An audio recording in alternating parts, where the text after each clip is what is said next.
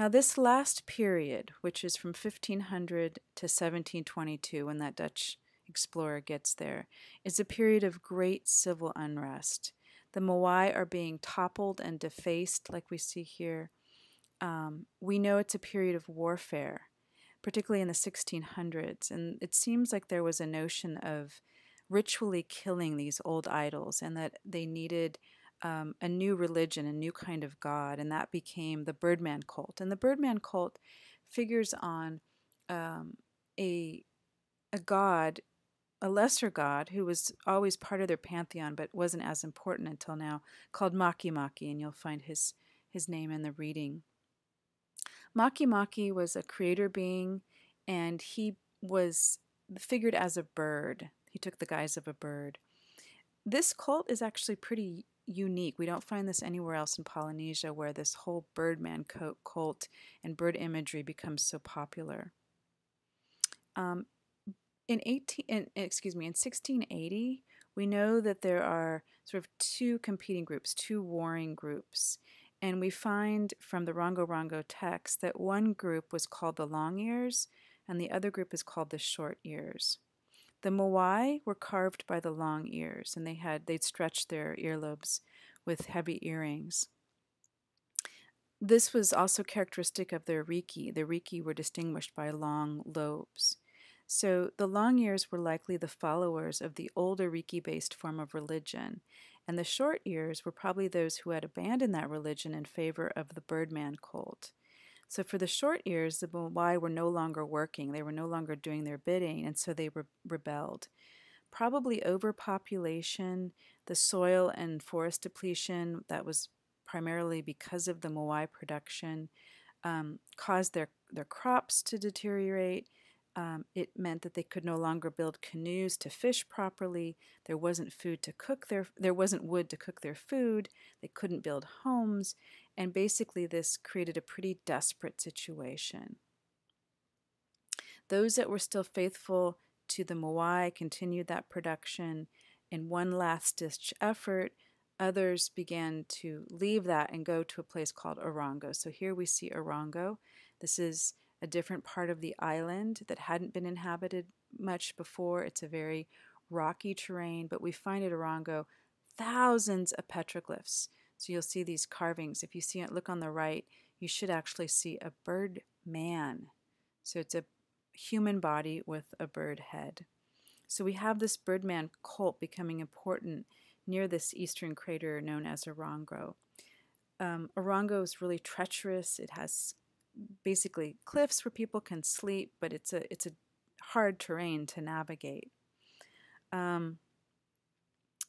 We also see in this image an island, that white island beyond those rocks. And the birdman cult is no longer centered on this hereditary descent, chief by bloodline idea. It's centered on something called the birdman, and it's a competition. So there's a yearly competition where men compete for the title of birdman, and they select the best athletes to swim out to this island and retrieve an egg of the sooty tern, a bird that lives there. So they have to get the egg from the sooty tern, swim back with it, and scale the cliffs.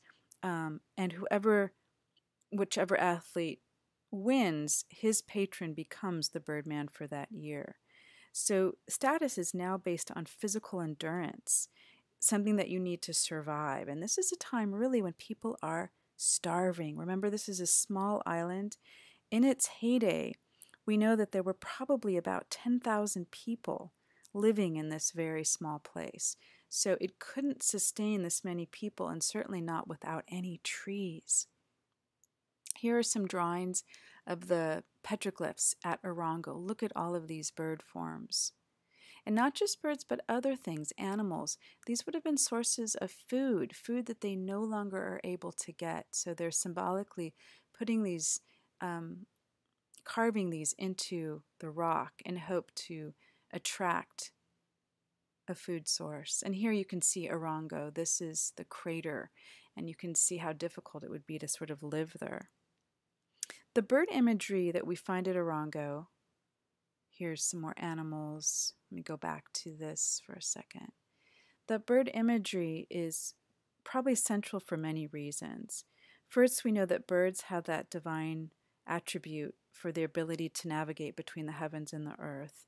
Birds are also excellent fishers, and the Rapa Nuians would have wanted to emulate that. But most practically, birds can fly away, something the islanders were no longer capable of doing. They no longer had the wood, the resources to make big canoes that would take them far enough to get to another island. The Makemake birdman followers felt that the Moai production and the worship of Moai wasn't appropriate, and the time and energy that was spent on Moai production, they probably felt was pretty dangerous. And so they began to vandalize the Moai, throw their eyes in the ocean, deactivate their mana, which wasn't working, and focus on their energies on creating birdman art. Those that were still followers of the old religion, right, those that still believed in the Ariki and the power of the Ariki, realized their desperate situation as well, and they began to make more Moai, thinking that that would produce more mana. And rather than facing them outward, rather than keeping them faced inward, they began to turn them so that they would face outward. And this suggests to us that they were making a plea outward. In other words, they were hoping that the Ariki Mata, the faces of the Ariki, would send a signal out for help. So the idea is to get off the island, to signal for outsiders to come and help them. So we see two groups trying to deal with this desperate situation in different ways. Here's a birdman. He's holding the egg of the Sudi tern. He's become the birdman. He's taken on that title.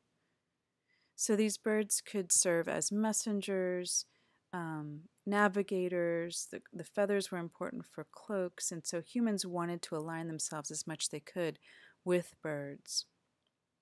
Makemake, the creator god, is also said to have been born from a skull, and he was the bringer of birds to Rapa Nui. Okay, and I want to get to one final art form, and that is this is something that the followers at Orongo of the Birdman cult were making, and these are called Moai Kava Kava. So Moai, again, that term means image. Kava Kava means ribs. So these are now images of humans with ribs. They're small, they're made of wood, they're portable. A very different kind of art form than the Moai Kava Kava that we saw, that we've just been looking at. What are these? I'm sorry, very different than the Moai that we saw on the platforms. These are Moai Kava Kava, images with ribs, which look very different. First of all, if you had to describe this to someone, hopefully you would say they look emaciated, right? They look like they're starving. They have the sunken eyes, the mouth that's sort of receding back, the exposed ribs, the sort of protruding belly. All of these are signs of malnutrition, and this is probably more realistic of how people actually looked, how the birdman might have looked himself in this desperate state which people were in. They're made out of wood. Wood is really precious at this time, probably made of driftwood, whatever they could find. So it's a very precious material. It's a very important object, obviously, because it's made of wood, something that they would have liked to have used probably to cook or heat themselves with, or use to build a canoe or a house. So these are no longer large, public, full-bodied images of the Ariki. Now the art is small, it's intimate, it depicts what people actually look like or how they would like to be in terms of the bird. Perhaps these are actually images of the chiefly warrior class who rose up against the hereditary Ariki. They are obviously undernourished, they have those protruding stomachs, and they're exposed ribs, they're images with ribs. So this artwork serves as evidence of how the islanders dealt with this experience of environmental degradation in these three pivotal moments in history.